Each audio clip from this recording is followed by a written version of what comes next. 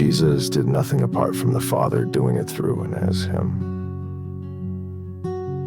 This is not a figure of speech, it is a fact, the very definition of his life. The Son, who radiates the glory of God, emptied himself of every claim to independence. He lived in total submission.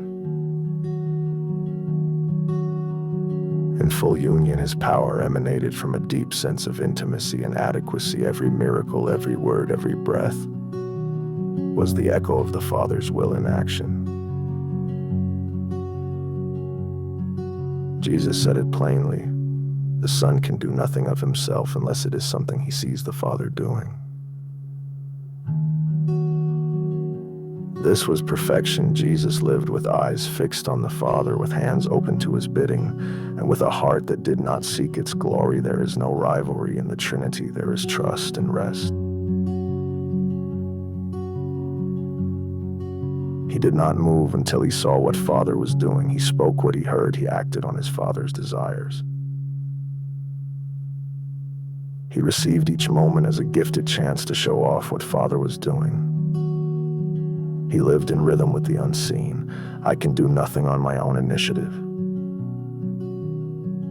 He said, as I hear, I judge. The life of Jesus was a triune mission, the unfolding of heaven's will through a spiritual obedience in a soul using frail flesh equal to ours. This is where the abilities of Christ found their pulse, in perfect obedience. His justice came from hearing, his mercy flowed from surrender, his strength emerged from quiet trust. God became tangible. We are often told to take control, make good things happen, push forward, and never give up.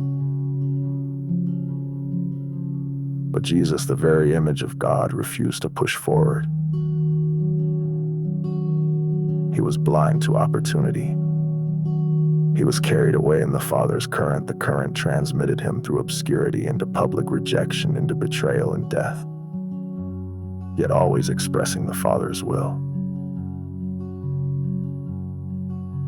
Jesus' nothingness was his fullness. He invites us into the same life. I am the vine, you are the branches, he said. He who abides in me and I in him, he bears much fruit. Apart from me, you can do nothing.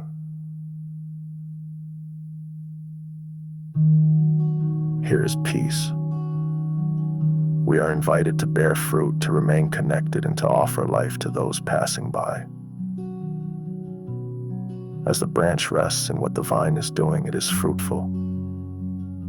When it remains, life flows and forms fruit. Jesus knew that the Father is both the author and the doer. Now we are the extension of his life. Living by his heart of obedience, the pressure to perform lifts when we rest in the vine. The soul finds its purpose in resting from its own works. To live like Jesus is to share in his obedience. He breathes through us, sees, listens, and follows. The one who healed the blind, walked on water, and raised the dead, watched, listened, and rested in Father. The one who did nothing apart from the Father invites us to do nothing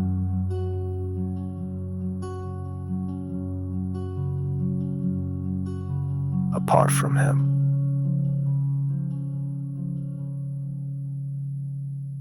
In this kind of living, trust becomes our oxygen. We begin to receive instead of reach. We begin to notice instead of control. We begin to bear fruit that we never planned, for a harvest that does not belong to us, and the Father is glorified. Those who trust Christ in this way, their well will never run dry. They will bear much fruit season after season. Because their roots are in the river of the living God, they are rooted and grounded in God's love, and express his innumerable ways to love. Every branch, through its full dependence, begins to reflect the will of the vine. Here at last,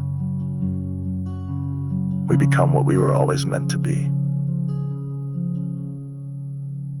Resting, receiving, and reproducing his life.